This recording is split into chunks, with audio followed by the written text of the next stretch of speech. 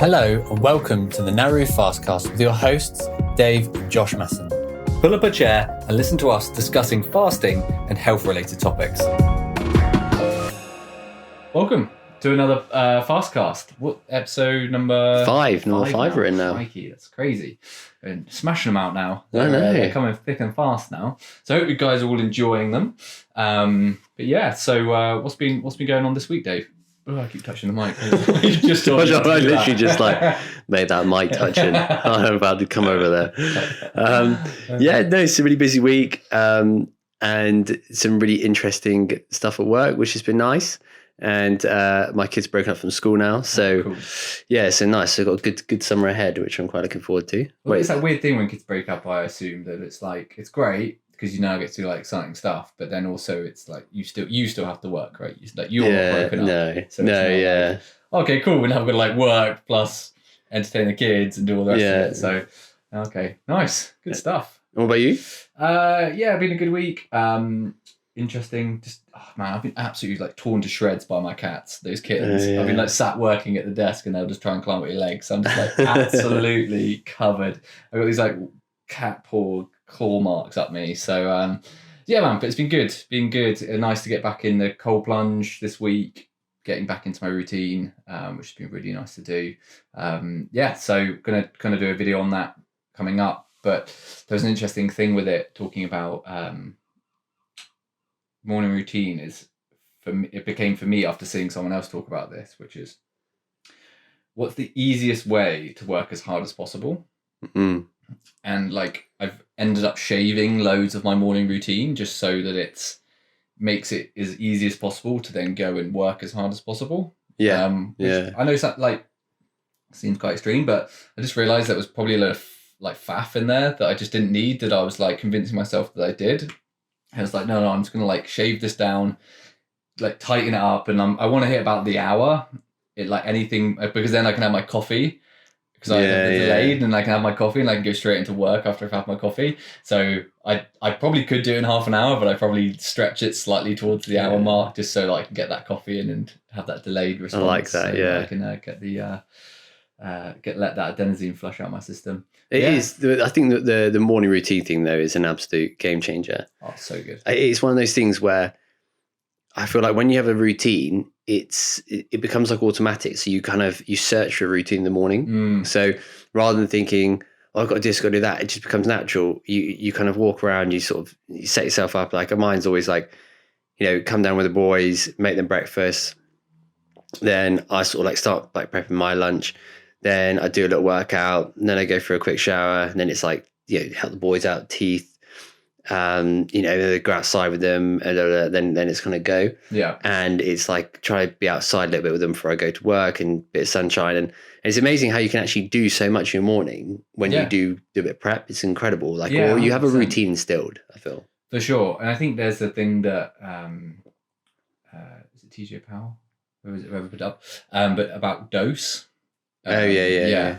And so I would kind of try and aim towards that kind of thing. So it's dopamine, oxytocin, serotonin, and endorphins. And just kind of if I can get the best release of hormones in the morning, and which is then going to set me up for the evening. It means I can perform my best, I can feel my best, and I can sleep my best. And it's if I can focus on those three things in the morning, it's great. So it's the first thing I do when I get up, beyond get down, feed the cats. As soon as I've done that, I'm doing this in my roby. Then I'm outside, straight into the cold plunge. That's my hit with dopamine. I'm in there for 3 minutes, and then I'll come out, get changed, and then it's cool, spend time with the cats. It's oxytocin release there. Listen to some cool music. I'll get my endorphin release there. I'll have and then hopefully by the time I've got ready, have my cup of coffee outside, listen to a thing that I listen to from Tony Robbins every morning, and then I'm good to go.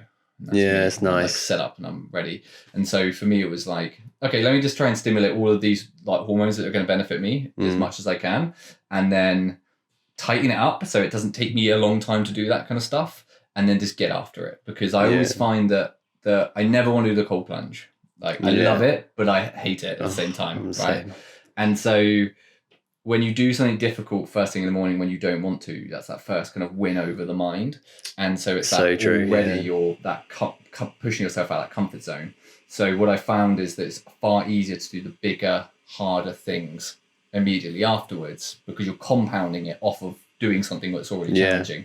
And so you kind of go, oh Christ, so you feel good for having done those things. You just get the hit caffeine, and I'm like, right, what's the biggest task I need to chew on? What's the one thing that if in my head's going, oh, you don't have to do that today, do it tomorrow, like wherever that task is, I'm like, okay, I'm doing that right now. And let's just get after it. So yeah, a bit of an adjunct.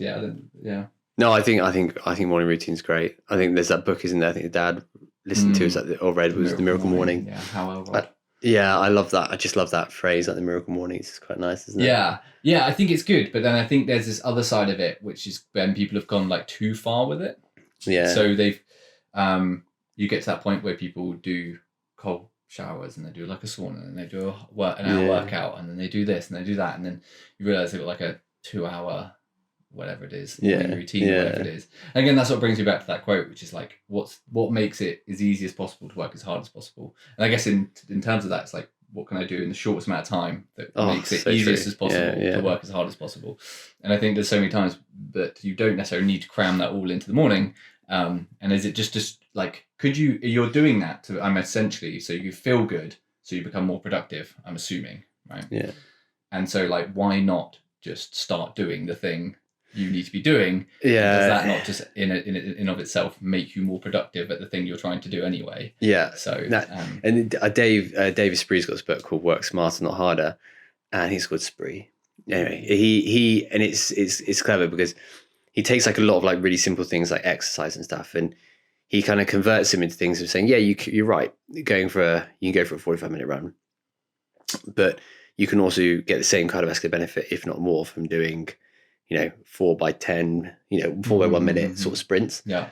And I think it is like that. That's in today's world, especially when time is sort of, very precious for a lot of people, is kind of working smarter, not harder. 100%. And I think it's the same with your kind of, when you look at anything nutritional or just anything in your life, if you want to get the most out of it, like you said, it's saying, well, yeah, you're right. You could go for a 2-hour run, or you could do what you need to get in like 5 to 10 minutes. And I think sometimes it is just about weighing up which one fits with your lifestyle. It's great if you've got an hour to go and do a run, then good for you. But like maybe for the majority of people that, just want to have a better routine in life, I think they're just good things to do. And I think there's so many resources out there these days, isn't there?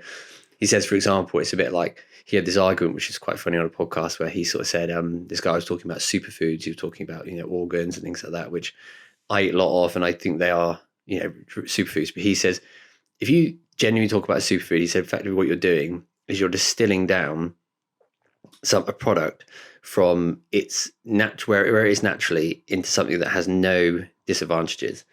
And he was like, in essence, the only thing that's a superfood is a supplement. Because he was like, if you've got, some food that's got some oxalates in it or something like that, he's like, it's going to have a detrimental effect on the food around it. There's, the absorption, things like this. So he was actually, the only thing you can truly say it is a superfood is a supplement. I thought that was a really interesting. Yeah.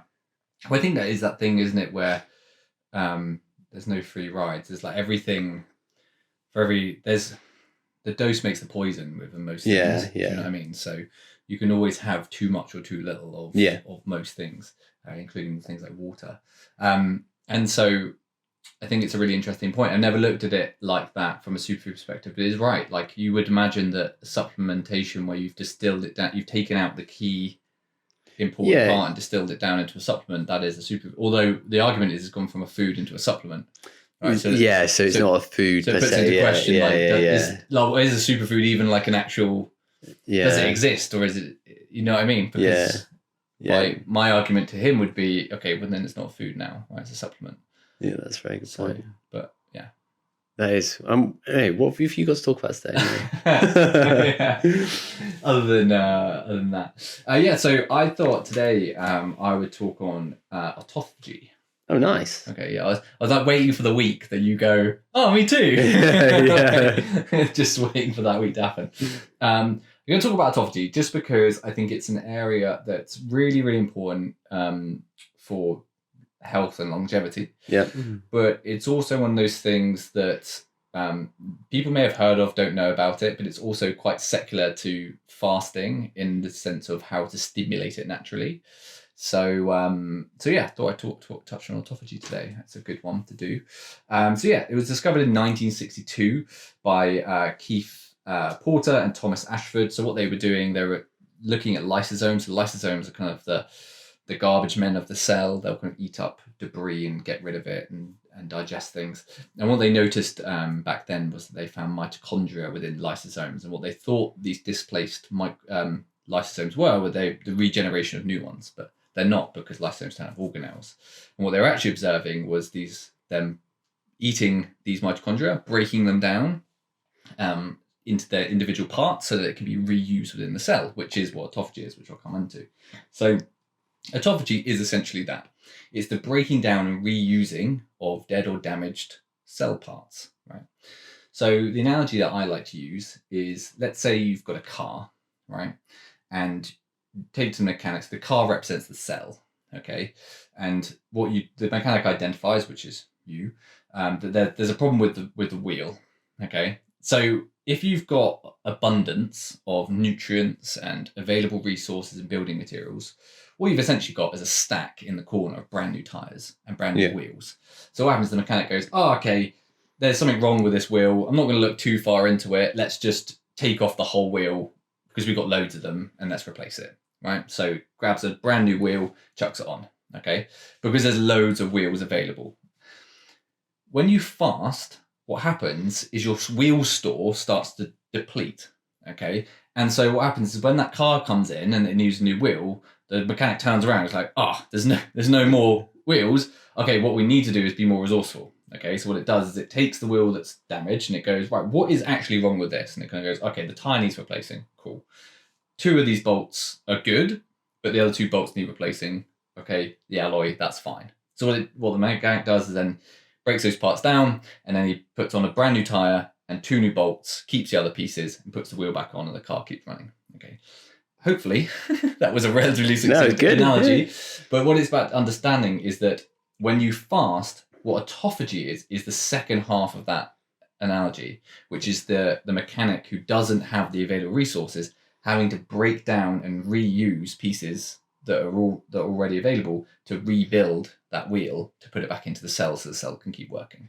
Yeah, and I think you mentioned earlier the mitochondria, and that's effectively a bacterial sort of cell, isn't it? That's actually effectively bacteria, but our human cell has engulfed it, and it's now like it makes all of the energy in the cell, doesn't it? And the mitochondria is effectively a part of our anatomy that is one of the most important organelles in the body, isn't it? Yeah. So like you were saying earlier, it's critical to make sure that the production of energy is effective. Yeah, and we're actually going to come on, it's good you mentioned it, because it's actually something I'm going to come on to in a minute when we get down into the weeds. So that's a kind of loose version of what autophagy is. It's like a cellular cleaning process, and within that you can obviously it's breaking down dead and damaged cellular parts. It's where they attribute a lot of like the cancer identification and breaking down of precancerous cells and stuff of this nature. So it's a hugely beneficial system for the human body. So how can we stimulate autophagy? Well, animal studies have shown that you can kind of 24 to 48 hours of fasting will stimulate autophagy. In animal studies, after 48 hours, there seems to be no real benefits of autophagy. It seems to have happened, and then it's not going to continue happening on that point. Humans, it seems like it's 24 hours plus. Now, there's far less available studies on humans and long-term fasting and the phases of autophagy, but what they have identified is that humans will go into it after 24 hours proceeding forward. Okay, so people listening to this might think, oh, okay, that sounds great. I'd like to explore doing maybe a longer fast, so more than 24 hours. And what could that look like, right? So obviously you can slice that cake however you want. You can 36 hours is always a pretty good one. I mean, do dinner to dinner fasts, always a good place to start. If you don't want to do that, you can push it a bit further. So you maybe have breakfast or something that day, and then you push to lunch the next day, which would maybe kick you into a more of a 36-hour kind of window. You can kind of play around with that however you want to. But the good thing about, remember always with fasting, is that once you're in that fasting window, the more you expand it and stretch it, the more beneficial it gets, up until about more than 5 days. Once you get 4 to 5 days plus, you really need to be kind of medically supervised at that point, or really know what you're doing, I think, because you've got to be careful with how you come back to reintroducing foods and things of that nature after that point, because your body's in such digestive rest.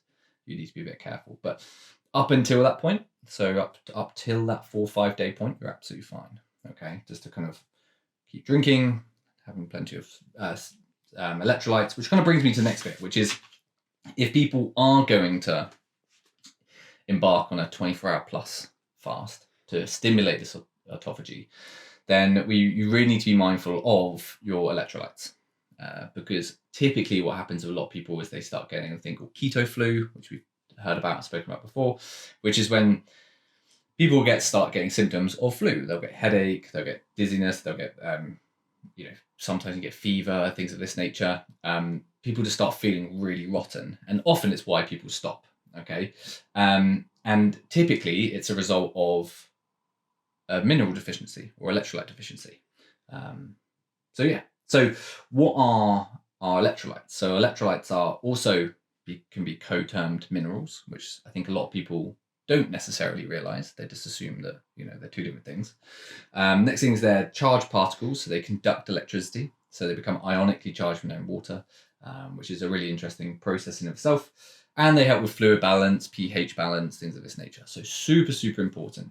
Anything you want to chop in here? No, it's I think you that the cell senescence thing you were talking about, the kind of cells that are damaged and haven't been cleaned out, is such an important part, because I think last week when we were talking about I was talking about the leaky gut problem, and I alluded to the fact that the body can actually identify 80% of cancerous cells.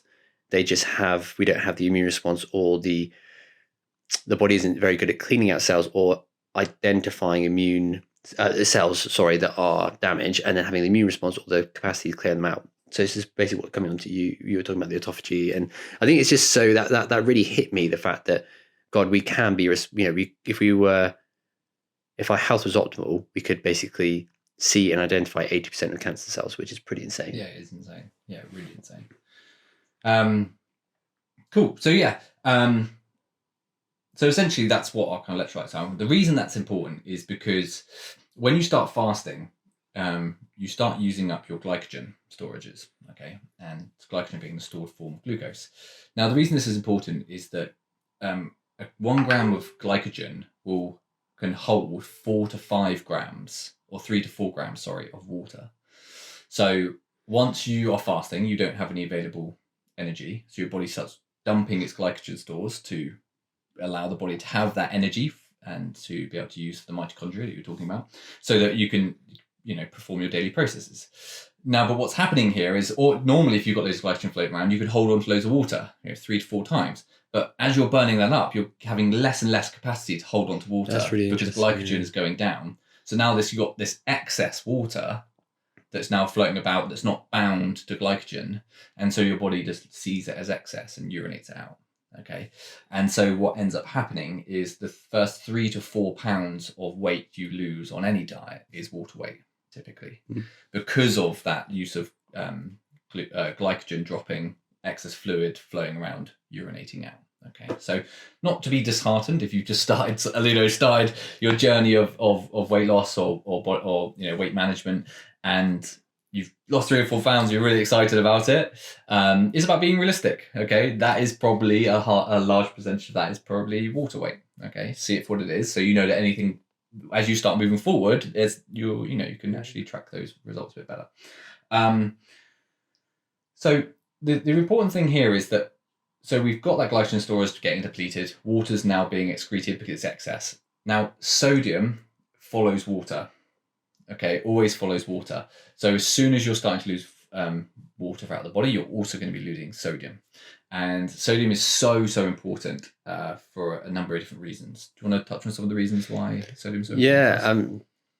Yeah, I love this, because Josh and I do, what we started doing is not talking about our topics and coming straight in, because we end up talking about it at so much detail before the podcast. So we were actually crossing over on some stuff today. So this is really? So it's quite interesting. So Josh, when it comes in, Josh mentioned electrolytes. When Josh mentioned the sodium part, it's so true.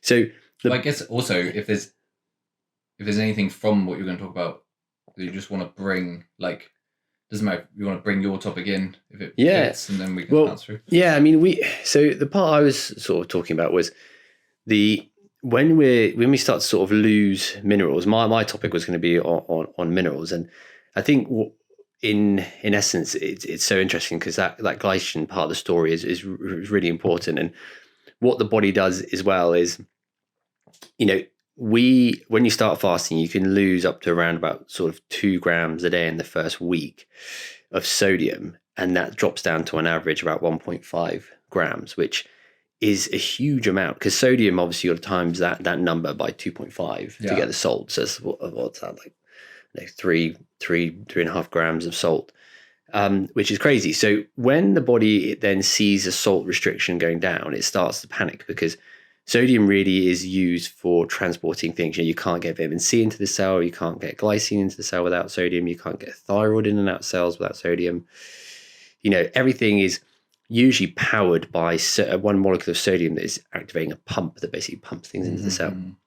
So the body sees this, and obviously every time we move, it's usually electrical first. So electrical impulses occur, which is where you have sodium and potassium going in and out of cells, which creates a potential. So this is so important. So as soon as the body recognizes there's a reduction in sodium, and this is why people would say, oh yes, but you can live on, say, X amount of sodium a day. You can, but the problem is what's going behind the curtains is actually worse for you. And this is the interesting part. So we see sodium go down the body. The body goes, right, so we're losing sodium. So I think what we need to do is we need to retain it. Okay, so it starts to do things like it'll activate aldosterone, which is a hormone that's released, and it basically comes into the kidney and says, right, we need to stop losing sodium. So sodium basically stops being lost, and it actually retains a little bit of calcium. But it's like a juggler juggling up lots of different things, and it starts to drop magnesium and potassium out the cell. And so we start to lose those. Okay, and then so that's one problem we have. Then the second problem that we have is that if we're losing sodium, the body then activates the pancreas. It says, right, we need to release insulin, and insulin will basically help the kidney to stop losing sodium. So what do we know is the grounding principle for the majority of health problems is high. It's high insulin, and high amounts of insulin in the body is just horrific for you. So we're encouraged to have a low salt state, which is increasing this aldosterone, which is causing loss of other minerals. There is a direct link between your insulin levels in your body and your magnesium status. So they can actually have humans and reduce down the vitamin B1 and magnesium in a controlled study, which will actually cause them to become pre-diabetic, which is nuts. This is why I think we focus on all of the macros too much, And then the other thing it does is that if it can't find it through the diet and it's not getting it enough through retaining it in the kidney, the body then it goes, right, we need to get it from stores, because we can't make these things. So they are essential. So it means they're not actually manufactured by the body. So it goes to the bone. And as it starts sort of tearing away the bone to get the sodium out, you also then get magnesium and calcium taken out on top. So you've got this state where the body is basically scratching around for sodium, because it's one of the most important electrolytes. And at the behest of that, it's doing all these, it's basically taking and depleting your stores. So when you have a flood of magnesium and calcium into the blood, okay, and then you go and eat some food that's got magnesium and calcium in it, because your blood is saturated now with the magnesium, calcium, the body's like, oh, okay, we don't need to absorb it because actually we're good. And then you're like, well, no, we're not. It's just that we're artificially making the body feel. And you sort of say, well, that's stupid because the body will recognize it. But this is the thing, the body's not perfect. And this is where you get some parts that sort of break down. And this is where if you don't have high enough amounts of sodium, and, if you increase your sodium intake, they've shown that you've had an improvement in your insulin response and lowering your blood sugar levels. So you go, So, when people go, I've got hypertension and I've got high blood and high, and I've got high cholesterol, I'm going, right, okay, definitely insulin sensitivity is coming next. Because, if you imagine you've got tons of insulin going around, and what it's doing is reabsorbing loads and loads of sodium. And if you've got, sodium in your diet as well, and, so you just, and you're eating loads of sugar and it's resorbing loads of sodium because you've got loads of, insulin flying around because of the type of food you're eating. You can see how it all sort of mixes in. in. For sure. Yeah, no, definitely. That's really good because the thing that was kind of the section weirdly that fit perfectly into the bit that I was doing anyway. So weirdly fortuitous that you decided to do minerals today. But no, the other good thing about that, or what you're talking about in terms of interest for everyone, is why that diabetics and people like that who start fasting will often feel really awful because of the nature of insulin usually being present, which then causes your kidneys to stop excreting sodium. So there's a reuptake of sodium into the bloodstream. That then does, because it follows water, puts more pressure in the pipes. It can increase hypertension for some people. So when diabetics start fasting, they'll start losing that sodium, dropping that water, and they'll really notice that shift and change. However, as you've touched on, it will help them become more sensitive to insulin, which is really, really important for everyone to become more sensitive. Cool. So you kind of touched on something really interesting that I wanted to go on to, which is that sodium, potassium, ATPase pump. So what that means is that you've got a pump basically which pumps in one thing and pumps out another. Yeah. Okay. And so with this particular pump, 3 sodium for 2 potassium, but it's ATPase pump, which means it needs energy to do it. Now that's really important because I didn't realize this until I looked into it, but 1/3 of all of our calories goes into fueling this pump. Yeah. So if you eat 3,000 calories a day, 1,000 calories is going to go into fueling that sodium potassium pump. So it's not some like minor arbitrary thing that we're kind of people maybe feel like we're majoring in the minor here by talking about minerals. It's like, no, like 1/3 of your calories are going towards this exact executive function of this pump, because it's so important with nerve function, with muscle function, with brain function, with so many other different things, with water fluid balance, with pH that we talked about. It's such a vital input. So 1/3 of those calories are going towards it. We're not talking about insignificant things here. Even though you can't feel it, touch it, see it, the impact of this is profound. And that's why if you don't have enough sodium, you will get things like brain fog, lethargy, changing your mood, low energy levels, things of this nature, because you've got all of that going on in the background. And people just dismiss this as being, it's just how I feel. Or my blood sugar's dropped. Blood sugar levels dropped, or I need another coffee, that's what it is, or I didn't get enough sleep last night, or whatever it is they're thinking about. Because there's so many external factors obviously that influence us, but it's such an easy fix to do. So I don't know, in your kind of readings, did you come on to, unless there's anything else you wanted to bring in?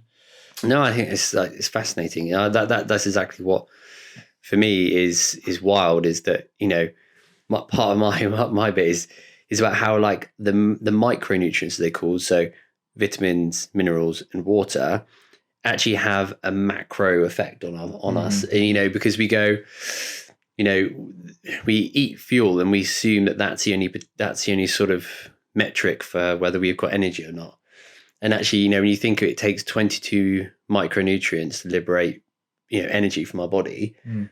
So it's not just the input; it's also the sort of what we need actually as a baseline, because these are essential nutrients. That means that we will effectively die if any of them become deficient. Yeah. I put it, in a frank way. I read this really interesting thing. So basically, you need 7 to 10 milligrams a day of vitamin C to prevent against scurvy, right? 7 to 10 milligrams a day. Okay. However, if you gave someone who's got a cold or something like that 3,000 milligrams of vitamin C, it's going to improve their immune response. So the difference between like 3 to 7 milligrams and 3,000 is huge. And actually, what people go is, well, you only need this much. You're like, yeah. What we're saying when we're talking about like recommended daily like allowances of things, that is just there to prevent you from having a disease state. Yeah. It's not optimal. When you go to a blood test, this is what makes me laugh, is you go, right, so we've got 63% of the population that are overweight and obese. We've got 12% of the population, only 12% of the population that are without some form of hypertension, obesity, fatty liver disease. They're basically in good health. So you've got 12%. Yet we go and sit into a doctor's office and we have readings from these blood results, and they go, oh, you're sort of in like the, just below average, and you're like, oh, okay, that's not too bad then. But then you go, hold on a minute.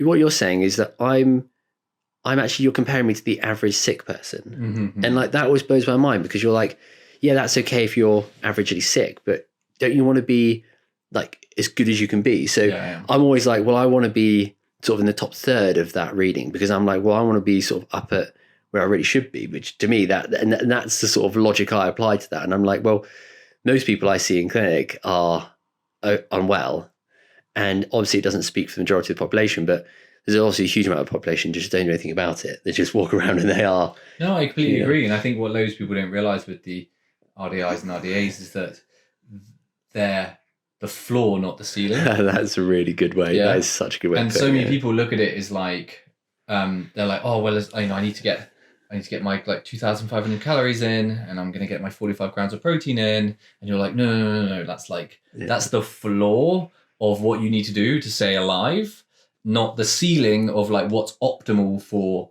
what is it, like a 12 stone, 6 foot male. It's like, no. Like you're getting it the wrong way around. And this is why people get so worried when you're like, oh, what, like a gram of protein per kilo of body weight? You're like, yes, like that's what you probably will need to sustain, muscle mass and for protein to be important and useful for you. But it's like, but it says I should only have 45 grams, and you're like, it's just crazy, right? So I think it's so misleading, because you'll see on packets, this traffic light system of like red, amber, and green, and it's like really, it's not keeping up. Those food standards aren't keeping up with the current literature, right? So, the way in which fat's been demonized for so long, this particular saturated fat, something that might be quite healthy will have a red thing for saturated fat, which then immediately puts the alarm bells for people, and then they avoid it. Whereas actually, as part of a healthy diet and a healthy lifestyle, it's perfectly fine. In fact, it's essential. So look, this is what I'm going to jump into mine a little bit, because we're sort of going through it, and I think it's so interesting. You'll be able to jump in on this as well. So I've sort of mentioned it in broad terms. We kind of got this, we've got 5 essential nutrients that we need to consume every day. Okay, so you've got your minerals, vitamins, water, fatty acids, and amino acids. So you've got your protein and your fat. So carbohydrate we can make in our liver. Okay, so it's not essential, because we can make it. We're talking about things that if we were without, we would obviously eventually pass away, because they're so essential. And, we always use the analogy of the car when we talk about the human body, but it's ironic, because if I got you up at Josh, if I told you to go and do some sprints now, and the time is 1 o'clock, if I go up at 1 o'clock in the morning, I said, do the same sprints, you would perform so much worse at 1 o'clock in the morning after waking up. Whereas a car, you go turn it on at 1 o'clock or 1 o'clock in the afternoon, and it performs the same. Yeah, 100%. But if you take minerals and vitamins, you look at a car analogy. So effectively, the kind of macronutrients are the kind of fuel going in, and then you've got the micronutrients, of which are the oil go around. So if the engine seizes up and stops, your car's broken. And I really feel like that's where we don't focus. And we live in the West in this kind of very much like overfed but undernourished. It astounds me that we have to take guidance from a traffic light system to work out that, oh, well, I won't have this, I'll pick this down and pick this one up. But there isn't like a traffic light system on a steak, because you kind of just know that that's generally good. Or, that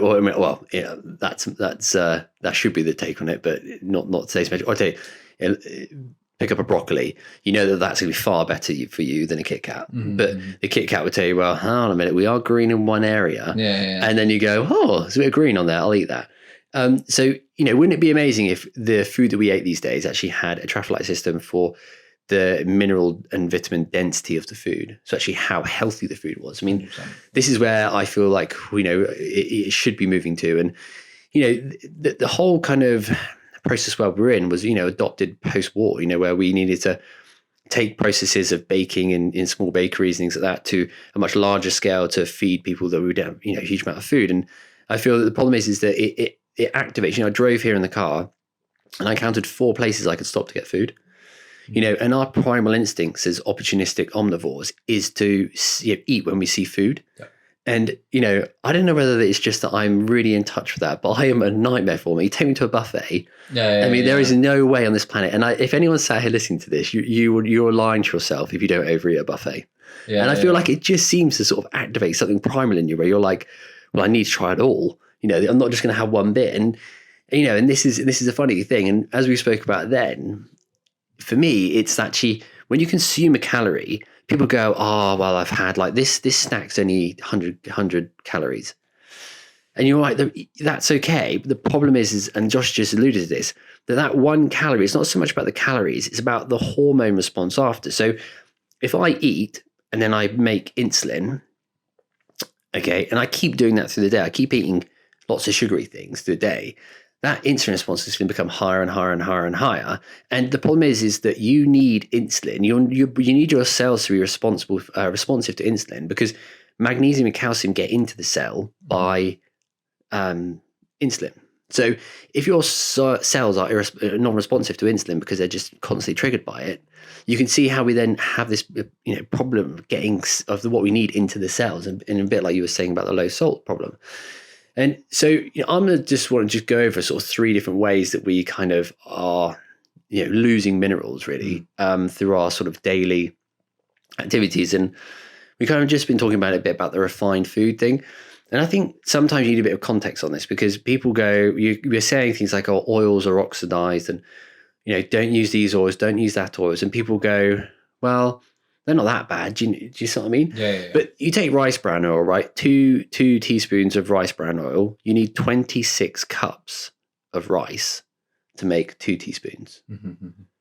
So when would that ever happen? Yeah, that's insane. An 800-gram loaf of bread, you need 350 ears, okay, which is around about 17,500 grains crushed and made into bread. Yeah. I mean, these numbers are insane, but you can go and get this at 4, like I said, 4 stops on the way to see you. I could pick this type of food up. And the problem is that actually now we're consuming a further 15% more of our diet from carbohydrates than we ever have done before. We are consuming food. So My Circadian, this app, it's actually a research tool as well. And they found that people now are eating, most people are eating now for 15 hours a day. And if you look at someone's, if you look at any animal, any animal, because we are an animal, Yeah, of course. they just don't do that. They just do not eat constantly. In the case, cows do, but you see them, half the time you see these cows eating, but they will stop, sit around for a while, and they have an abundance of food around. You don't see a really fat, overweight cow. I mean, you just don't, do you? Because they are eating something that's ancestrally consistent to them. And I think this is where we just don't stick to that. Everything that we kind of eat these days, as we said earlier, about 53% of the population are getting, 50% of the food that we eat every month is from processed food. Mm-hmm. So that's the refined bit. And, the average American these days eats 756 donuts a year.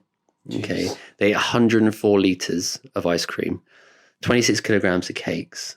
Okay. 3 kilograms of crisps, 10 kilograms of sweets, and they on average a day have a sugary drink a day. So you can see how consuming this stuff is a real problem. And as we sort of have gone back to there, the downstream effect of all of these calories and all these things that we're eating are meaning that our normal bodily processes that are supposed to, because there's actually, I read a really interesting study actually.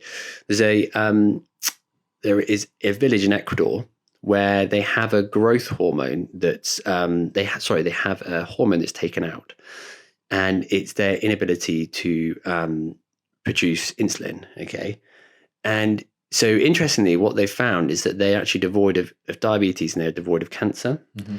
And what they did is they thought this was a metric for longevity, because these kids, they actually were very, very small. So you'd have like a 15-year-old kid that was basically like a 6-year-old child. And it also led them to go on to think, well, actually, maybe insulin, we're looking at it wrong. Maybe insulin is a growth factor. And I was like, well, actually, that's really true, because how often do you go to the gym and you go, I need to spike my insulin? Because you want to get everything that's going to help the cells grow, get bigger, to jump into the cell, because obviously insulin's like a signaling thing, isn't it, to get it into the cell. And I was like, oh, that's really interesting. And they basically showed that, especially when they related it to breast cancer, that breast cancer is 5 to 6 times more sensitive to insulin than normal cells are. So, you look at refined food, that's something that's, it's been talked about a lot, but it is really important to prevent sort of leaching of your minerals and stuff like that. And then we go on to sort of our soil. So insecticides, pesticides, herbicides, and things like that. And this was something that I found really interesting, because when they did a study between the 1930s and the 1980s, and they found that the magnesium content in vegetables had dropped by 34%. Crikey. Okay, and that's wild, right? Yeah. So effectively what they're saying is that you'd have to eat 30% more, 30% more, 3 times more, to get the equivalent amount that we used to have from the food 70 to 80 years ago.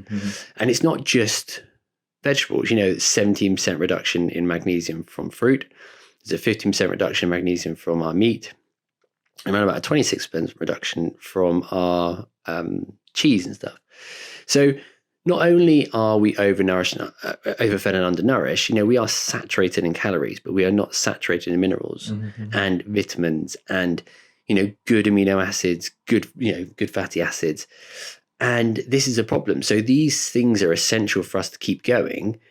We eat food that keeps us alive, but underneath we're just sort of bubbling away. And, no wonder so many people then later on in life, because the body's just been exposed to this for so long, and that become ill. And I think it's something that is, if you can sort of try and understand this now, and when you think about the soil that we're having, the fertilizers are affecting the number of insects and bugs and stuff like that in there. And then obviously we're having less grazing around on pasture that they're eating on. So you have these fungicidal networks that sort of move carbon and water around, and it's incredible. But we are just breaking this cycle, aren't we?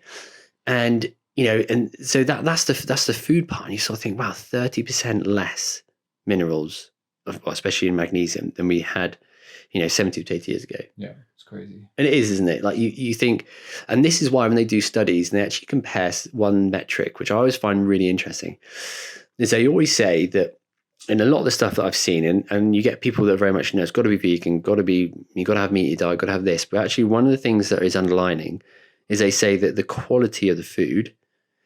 So when they look at things, they say people that go to like whole food stores, that go to supermarkets, and people that buy budget food, the people that buy whole food from like a local source is the best. Hi, we just wanted to stop today's podcast to say a massive thank you for listening to this podcast. We wanted to just say, if you haven't liked or subscribed to the podcast, please do now. It really helps us to share our podcast with many other people. And if you haven't yet, we would absolutely love you to share it with friends and family and people you think that might benefit from it. Once again, thank you so much. No, it's so interesting actually, because even going back to what you were talking about with calories, there was a recent thing about, there's a very like top Brazilian jiu-jitsu guy called Nick Rodriguez, got called out for steroid use by another competitor. Because if you look at him, the guy's like jacked, like he's super muscular, really, really ripped, like very athletic, like very high performing in the jiu-jitsu world. And so he said, he was like, I don't take steroids. So he went and did it, got Derek from More Plates, More Dates to like run his blood work. And Derek was like, like looking through the blood work, he was like, can see, and he went through all different metrics of like, it doesn't look like he's taking any exogenous kind of hormones or steroids or testosterone or whatever it was. He was like, he's not taking steroids, but I don't know how this guy's alive. He was like, this guy's blood work was so bad in terms of like so many different metrics, where it was around his like cholesterol levels and his like blood pressures and like all of these other biological markers of, maybe not blood pressure, but biological markers in his blood. He was like, this guy shouldn't be alive right now. But you look at him, he's like jacked, shredded, athletic, like probably top 10 in his field in Brazilian Jiu-Jitsu in the world. Probably even top, maybe you could argue top 5 in his weight category. But like, that's ridiculous looking on the surface, but inside. And so when you look at it, like he goes and eats a lot of like burgers and a lot of like junk food when you look at his diet on Instagram. And then it brings you back to that kind of, I always think about Supersize Me, that kind of program where the guy ate macarons every day for 2 weeks, whatever it was. And the doctors were like asking him to stop because his blood work was getting so bad and stuff. So I understand like calories and energy conservation from a like weight management perspective. Like, yes, if you do prioritize calories and you do focus on that, using that dial to move, then yes, you can, make yourself bigger and smaller through that means. But I think what ends up happening is ultimately you need to be looking at what we've been talking about here, is that looking at the nutrient density of this. Because again, in both cases I just gave, there's someone who looks athletically peak, but internally is actually in turmoil, but doesn't necessarily know it, feel it, or see it. And I always think that's really fascinating for people to start thinking about, okay, what am I actually putting in my body and what am I doing to mitigate these things? And, they sort of, if you go through a period where you do put a little bit of weight on, it's funny because people go, well, I put a bit of weight on, and you kind of go, well, yes, you have. But in a strange sense, it's also your body doing what it's actually built to do, and which is why we're so efficient at survival, because we put fat on the outside of our abdomen because that's where we store it for food. Mm-hmm. On average, we want to be carrying around about 42,000 calories of energy. For every pound of fat is 3,500 calories. So that is there because in times of calorie, when you become calorie deficient, we need that energy to see us through periods of, famine, really, don't we? And that's where, that feast and famine thing comes in. And I think it's important that, that people understand that in certain periods of time, if you do put weight on, because someone's there with a ripped six pack, doesn't actually mean they're healthier than you. No, yeah, 100%. And like a bit like what you were saying, and I feel it's hilarious, Yeah, no, for sure. I think it's just one of those things that we just need to be constantly more and more vigilant of, and trying to eat more whole things. And I think that whole thing about, it's funny you say about the 15 hours of eating, because obviously you and I, being proponents of fasting, it's interesting because it's almost a flip of what we advocate, which is actually 16 hours of not eating, 8 hours of eating, whereas they're kind of doing 15 hours of eating. I mean, that's pretty everybody, 9 hours of not eating. So, And I was saying there's got three things. The last thing that I was going to say is the heavy metal, the kind of exposure. And one of the big things that's really come up these days is aluminium. Yeah. And, you think that that's in deodorants, that's in the food containers, if you wrap your food up in tin foil, and all these different things that we're doing. And the reason is because it competes with minerals for binding and uptake. Right. And this is where it then becomes interesting, because your poor diet, high heavy metals, induce inflammation. Inflammation requires magnesium especially, but minerals to come out of the cell to help sort of drive the enzymes that basically go like superoxidase mutase, things like this, that cause the antioxidant effect. So they basically reduce down the inflammation. And they're then, once they've come out of the cell, they then get lost in the urine. Yeah. So you've got aspects that are not only we've talked about impaired the minerals getting into the cell, we're also doing things that are causing minerals and things to be taken out of the cell to be used.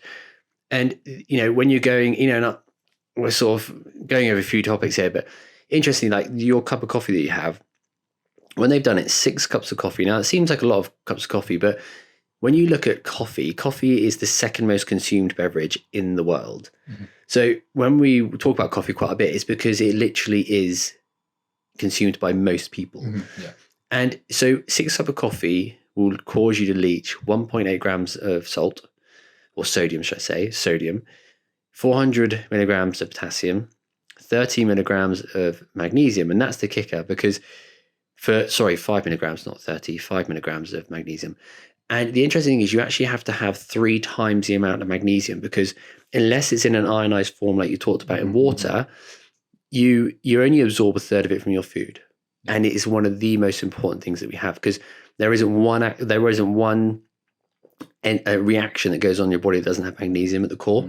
So it's so key. It is so key. And the problem is that sodium, the low sodium that you get, and anything you do to deplete that, go and do exercise, eat junk food, poor sleep, all these different things you can do causes inflammation and stress, causing the body to get lost. and we're then losing it, but then we're losing all the other minerals. So if you're not sort of controlling the commander and looking after him, the rest of it's just getting depleted. And I just think it's a really good thing to sort of like end on, because even the seeming this sort of harmless caffeine that we're having, it's all about, we always think about what's going in, but we also don't really think about what's too much is getting leached out and the reasons for it. And I think you actually just touched on something there, kind of unconsciously, which is that what you need to be mindful of, it's not coffee necessarily that's doing this, it's caffeine. Yeah. Right. Yeah. So what I mean by that is, if you're drinking loads of tea every day, you're not suddenly free of the burden of sodium, magnesium, and calcium loss. Yeah. It's the caffeine is the kind of natriuretic that's leaching you of those things. Coffee in and of itself has lots of antioxidants and other things in it, depending on the way you prepare it, which is why people like Matthew Walker, who's the kind of leading sleep expert, he's got the gene where he can't process caffeine very well, so he avoids coffee, and for a very long time never drank it. Now he drinks decaf, and there's questions around the chemical uses of leaching, whether you should drink decaf because of the chemical compounds of leaching the caffeine out. But regardless, he does it because he still wants the antioxidant effect of coffee, but he knows he can't have the caffeine because he doesn't break it down very well. So I think what's important there is that we're saying coffee for the exact statistic that you gave. But you're not free of that burden if you still consume other beverages that are caffeinated. I think the beverages like energy drinks. Tea, it could be like Red Bull, Monster, like any kind of energy drink or any kind of supplement. I take a pre-workout and I'm always very conscious of the amount of caffeine with that plus coffee that I'm taking a day, purely for this reason. Like I can feel the effects because we've been so cognizant of the effects of sodium loss and potassium loss that I know if particularly the next day, if I haven't got enough in and I've had drank too much caffeine. You just said that. It's funny because there's something came out in the news recently about, is taurine the new kind of wonder amino acid for health? And, is it that we're losing taurine? And then people go, oh, okay, maybe we should have more taurine, right? But what people don't understand, and this is where I find like context is always key. So the second most consumed beverage in the world is coffee, okay? And we're saying, oh my God, we just understand how important taurine is, okay? But then people go, well, taurine reabsorption in the kidney is dependent on sodium reabsorption. Mm-hmm. So you could be drinking loads of coffee, not worrying about your taurine, and you've been dumping tons of it. And also, if you're not worried about your sodium uptake, then you should be worried about sodium and taurine because it's dependent on the both. Do you see what I mean? The taurine's dependent on sodium's reuptake.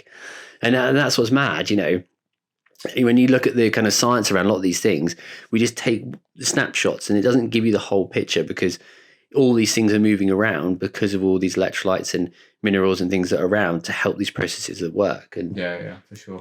It's a very interesting thing, but nice. Good. Well, thank you very much for listening to today's podcast. I hope it's been hope you've got lots from it. It's we've tried a different style today and I hope you've enjoyed it. And please do follow, share, like, and our podcast, because the more people listen to it, it's fantastic. Yeah, thank you very much. Because I want to give you a quick life hack. If you introduce something of value to someone else, they attribute that value to you. So if you've been finding that you've been getting lots of value from this podcast and think that someone else might, then please share this video and this podcast with your friends and family, anyone else. And because if they also find it valuable, they will attribute that goodwill to you. And on top of that, we also have an amazing 28-day fasting challenge. You can sign up through the link. And again, if you get loads of value from it, send it, share it to other people, get them signed up, and everyone all together, we can start moving towards a healthier, happier life. That was a bit much at the end, but I like it. And follow my code. Yes.